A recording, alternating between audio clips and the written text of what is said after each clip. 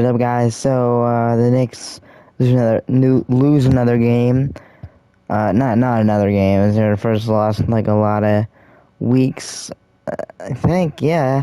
They lost 117 to 107 versus the Bucks. The Bucks late. Drew Holiday wasn't playing good in the first few minutes. In the first 3 quarters, turned it up in the fourth quarter because I guess he wanted to, and I guess it's what he had to do to win the game. But yeah, just a great game from them. Giannis didn't show out the best he possibly could, but they still got the W, and it was physical. It was until the end of until like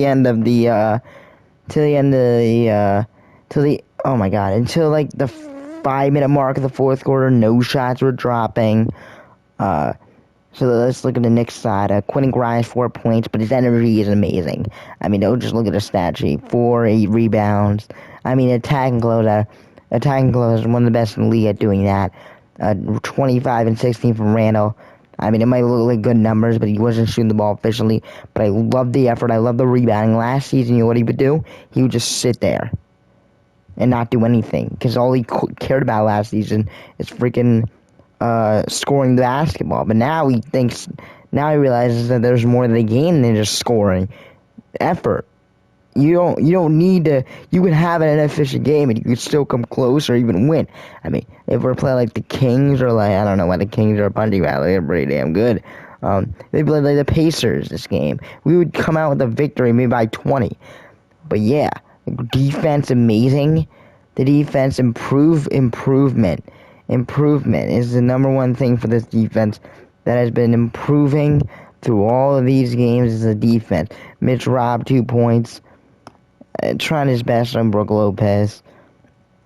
But Jalen Brunson, 44. I mean, the man's a legend.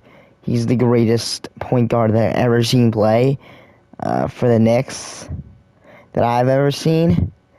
And I think he's so steady that, like, he's one of the most fun Knicks players I've ever watched since the KP era, which wasn't that long, but it's fun watching him play. It's fun watching him operate this offense. He's a different type of player. He'll back you down. He'll take mid-range jumpers. He's a different type of player. He's gritty. He'll take charges. It's amazing. Quickly coming to his own as the off-ball guard. But man, oh man, I really want RJ back for the fact that if we bring RJ back, Quickly slots right back down on the bench, which could really make our bench better because I don't need our starters playing like 40 minutes a game. I could definitely do without that. I could definitely have our bench play better with Quickly, Obi.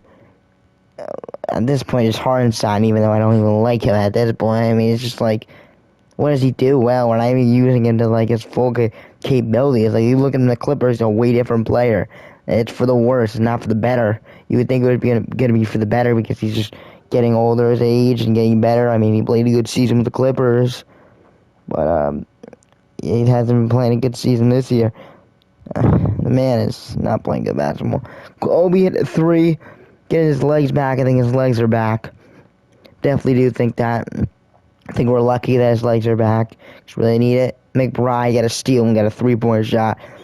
And then Fournier got a 3-point shot. I mean, the 14 minutes for 3 points. I mean, I guess he tried on the defensive end. But Jesus, I mean, there's nothing else that he could have did. And having Sims get a DMP is not something I want to see from somebody who's so good like Sims. I think that Sims should play over iHeart. And I think that if we bring back RJ, Quick, Obi, iHeart, this is realistic. Quick, Obi, iHeart, Fournier, and McBride off the bench. Quick, Obi, iHeart. Yeah, because I was like, quitting Rhymes. Yeah, he's starting. But yeah, Quick, Obi, iHeart. McBride. And Fournier. McBride, Fournier, Quick, Obi, iHeart. McBride, Fournier, Quick, Obi, iHeart. I think that's how we're gonna run it. How we're gonna run our bench, and I think that's fine. I don't think it's the best, I don't think it's good at all. But hey, we definitely need some bucket getter, because you look at that thing, you look at that play, like that bench, and you're like, the only person that I can trust to create a shot off the bench. I don't even think I can trust Quickly to create a shot by himself. I mean, yes, I kind of can, but it's like, he needs to be playing off of people. He needs people going downhill, which is definitely fine. But let's see what he can do. I mean, he's shown that he can definitely, like, go ISO. But, yeah.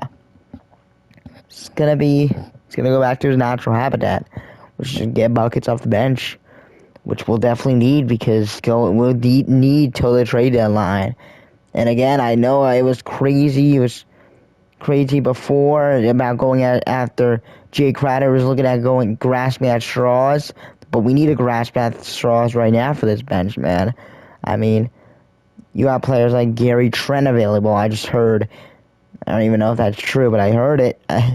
Gary Trent's available.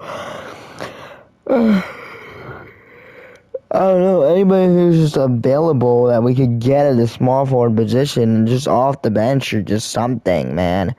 I mean, Kuzma would be great, because the scoring, if we want to do something this year with the win now coach and Tom Thibodeau, we need Kuzma, or we need something like that. Kuzma, Levine, like, because our scoring off the bench is not good at all.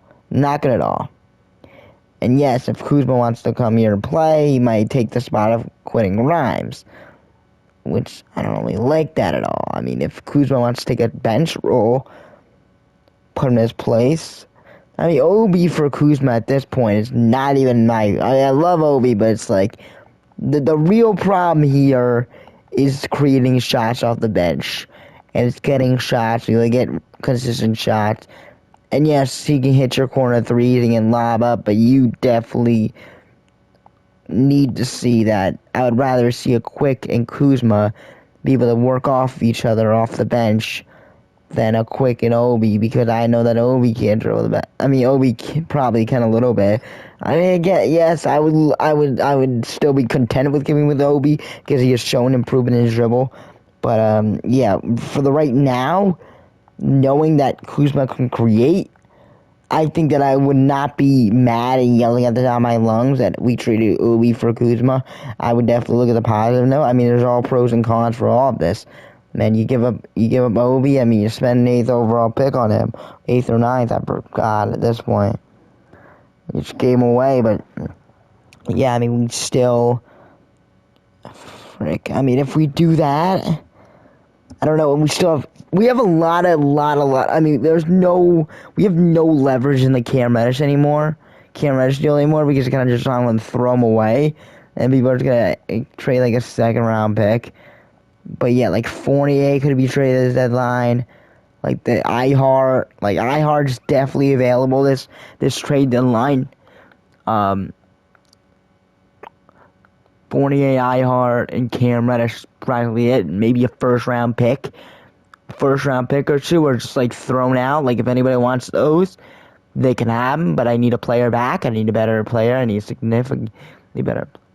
But if there is a player who can come off the bench and score some buckets, and you see him in the trade block, Leon, if it's, for example, the Suns, you go right up to James Jones and say, hello, how's your day? I want freaking blah, blah, blah. That's how it freaking works. We need help off the bench. We need it now. Let's go Knicks. Peace out. Subscribe. Physical, tough game. I love it. But yeah, couldn't come out with the victory. Let's go Knicks. Peace.